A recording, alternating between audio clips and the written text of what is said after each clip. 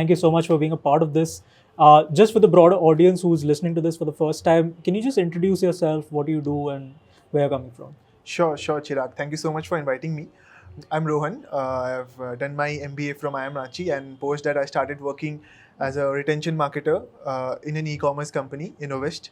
And I've worked there for around 14 months, and I've initiated a lot of retention activities there, like setting up the whole retention workflows around different channels like email, WhatsApp, SMS. And then after working post 14 months after working there, I joined a SaaS company, Mason, as a product manager. So yeah. Nice. So, most B schools don't teach retention as a concept, right? How did you land up in retention? Right. So I mean, it was a pure coincidence. I was just thrown into the role. I had no idea what to do, and I learned on the go, to be honest, because it was a completely new subject to me. Mhm. And thankfully, like trial and error, and the help with the help of WebEngage, we kind of pulled it off. It took a lot of time for us to pull it off, but yeah. Mhm. We were able to do it. Nice. So, if you could go back in time, right, and tell your younger self one thing that you learned very later in your career, what would that be? I'll say that would be that. I mean, it's okay to be uncomfortable with things. If you don't know stuff, there's always an option to try and learn, and it's okay to fail. So that are some of the stuffs which I think will tell my younger self, because when you are chartering an uncharted territory, you have to be uncomfortable, and retention marketing was one of that to me. So yeah, Fair that is enough. something. Yeah. So, coming to the flip side of this question, Right. if you could change something for your future self today, what would you change? I mean, I'll be so. I mean, from the learnings which I got from doing the retention marketing thing, I think being courageous enough to take new initiatives and chartering into uncharted territories is something I would want to do confidently. So that is something I would like to tell the my future self. Fair enough. So we come to the next section of this talk, where I'll ask you a couple of probably uncomfortable questions. Sure, with definitely. never have I ever. Sure, I'd like to give this to you, Sure, thank you. and let me pull out my set of questions, and then. So, question number 1. Never have I ever created a failed campaign and blamed it on others. So in fact, during my I have never actually, because I was the only one managing the retention campaign, so I had no one to blame actually. So you never blame the content team, the design team, the website team. Okay, so the failed campaign. So that way, yeah, I have blamed tech team. See, now you're trying to be diplomatic. Huh?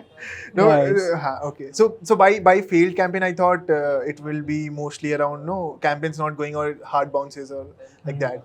But failed campaign can be anything, right? The conversions the goals are not met. So I mean, we have done a lot of failed campaigns, and the blame definitely goes around. So yeah, I have. Fair enough. Never have I ever sent a campaign with failed personalization tags. You know those F names, bracket, things that did not pick up values from your system, those type of things. Oh, you have? I'd love to know what was that campaign. So I mean, so there have been times where it was not major, but in emails there have been times where the personalization thing was missing, but it was not that impactful. But yeah, we got the error letter, and so it was not that big a mess. So nobody sat on your head कि ये No, क्यों हुआ and why this is No, happening? that was not the case. Lucky you, man. Never have I ever tweaked my reports to save my ass. To save? To save my ass. Actually, no, because in my company, my mentors and my bosses were very good to me, so I never had that fear of tweaking the reports. Nice. So never did that. Nice. So, okay. Never have I ever sprayed a campaign to achieve my month-end numbers. I have done. I think everyone does that. That's like my guy. I like it. I've done that too a lot of times. So. Yeah, I do it every month. So Nice. Never have I ever picked a bone with my manager because he had an idea that I did not agree with. I have actually. You've done that. You've raised your voice. Right. So we were trying to do this crazy experiment of selling our products at a very cheap rate in the name of trial. But I had just had this gut feeling that it won't work. I mean, we shouldn't actually discount our products that much in the name of trial. So yeah, I've had that rough conversation with my managers, but it was executed anyway. So Okay. At least you raised your voice. right. So with that, I want to end the session with one last conversation. Sure. You got 30 under 30 last year. Right. How's that changed things for you? To be honest, I got some pats on my back, and I got some recognition on LinkedIn. I got some webinars to do on some platforms. So that was that, and I think it helped me for my switch also. But Nice. yeah. Congratulations on that. Well, with that, we come to an end to this session. Thank you so much for taking out your time Thank you. and agreeing to do this. I hope forward to catching up with you soon.